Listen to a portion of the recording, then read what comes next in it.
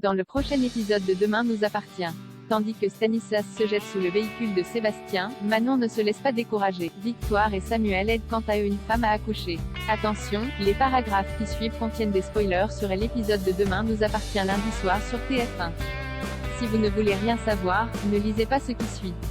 Mardi 31 mai dans Demain nous appartient. Stanislas se jette sous le véhicule de Sébastien au petit déjeuner. Camille remarque un énorme hématome sur l'épaule de sa mère. Tandis que cette dernière lui fait croire qu'elle est bêtement tombée près de la piscine, Camille soupçonne immédiatement Stanislas. Lorsque celui-ci débarque dans la cuisine, l'adolescente l'accuse ouvertement d'avoir frappé sa mère. Cependant, Stanislas ne laisse rien transparaître et joue même au petit ami attentionné en demandant à sa compagne d'aller voir un médecin. En colère, Camille débarque au commissariat pour porter plainte contre lui. Son grand-père, qui est présent, cherche alors à comprendre ce qu'il se passe. Sans tourner autour du pot, elle lui apprend que le skipper a frappé sa mère. Si Raphaël est la seule à pouvoir porter plainte, Camille sait malheureusement qu'elle ne le fera jamais puisque Stanislas lui a déjà retourné le cerveau. Croyant sa petite fille sur parole, Sébastien promet que Stanislas ne s'en sortira pas aussi facilement. De son côté, Stanislas profite de déposer Raphaël au travail pour la remercier de n'avoir rien dit à Camille. Il lui fait ensuite croire que l'idée qu'elle puisse ne plus l'aimer l'a fait complètement vriller. Touché, Raphaël s'excuse de ne pas avoir su trouver les mots pour le rassurer puis Stanislas déclare qu'il l'aime comme un fou. Des sentiments partagés par l'avocate qui l'embrasse passionnément pour le lui prouver. Plus tard, Sébastien rencontre Stanislas au spoon et l'enjoint à quitter Raphaël en la blessant juste assez pour qu'elle l'oublie sans regret. Comme il lui fait comprendre qu'une rupture n'est pas à l'ordre du jour, Sébastien révèle qu'il sait qu'il la frappe aussi se montre-t-il très clair, soit il disparaît, soit il le regrettera.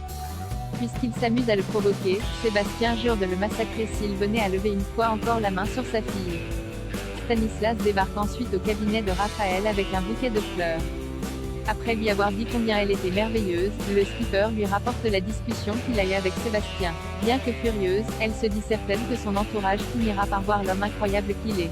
Dans la foulée, Stanislas attend Camille à la sortie du lycée et l'invite avec Dorian à dîner au restaurant.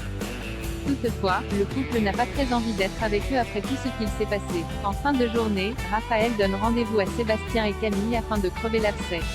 Ne supportant plus toutes ces insinuations à l'égard de l'homme qu'elle aime, l'avocate lance qu'elle vit une belle histoire d'amour et qu'il est hors de question qu'ils viennent tout gâcher.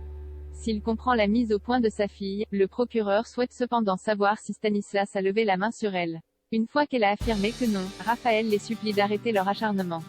Sébastien tente bien de lui ouvrir les yeux mais sans succès. Très amoureuse, Raphaël rétorque qu'elle ne le quittera jamais. En quittant le cabinet, Sébastien promet à sa petite fille qu'il n'a pas l'intention de rester les bras croisés. À quelques pas de là, Stanislas observe Sébastien et Camille en train de se dire au revoir. Il suit ensuite le procureur en scooter et attend le bon moment pour se jeter délibérément sous son véhicule. Manon ne se laisse pas décourager depuis qu'elle a résolu sa première affaire. Manon peine à cacher son enthousiasme aux grandes dames d'Aurore qui lui rappelle qu'elle a abandonné son poste pour enquêter hors procédure alors qu'elle n'était pas habilitée à le faire. Une réaction qui fait sourire William qui taquine sa femme sur sa mauvaise foi. Au travail, Manon est donc cantonnée à l'accueil toute la journée.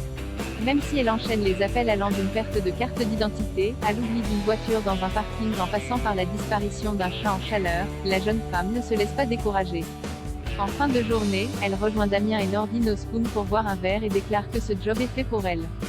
Victoire et Samuel aident une femme à accoucher en faisant leur footing sur le port. Samuel et Victoire tombent sur Floriane, une patiente du docteur Chardot qui est en train de perdre les os. Sans attendre, les médecins décident de l'accompagner à l'hôpital. Malheureusement, la circulation est bloquée. Floriane ayant des contractions rapprochées, Samuel prie sa compagne de se garer sur le côté. Après avoir récupéré une serviette dans le coffre, Samuel demande à sa patiente de s'allonger puis procède à un examen qui lui permet de constater que le col est déjà bien ouvert. Avec l'aide de Victoire, il assiste donc sa patiente qui accouche d'un petit garçon. Une fois à l'hôpital, Floriane n'a toujours aucune nouvelle du père de son fils.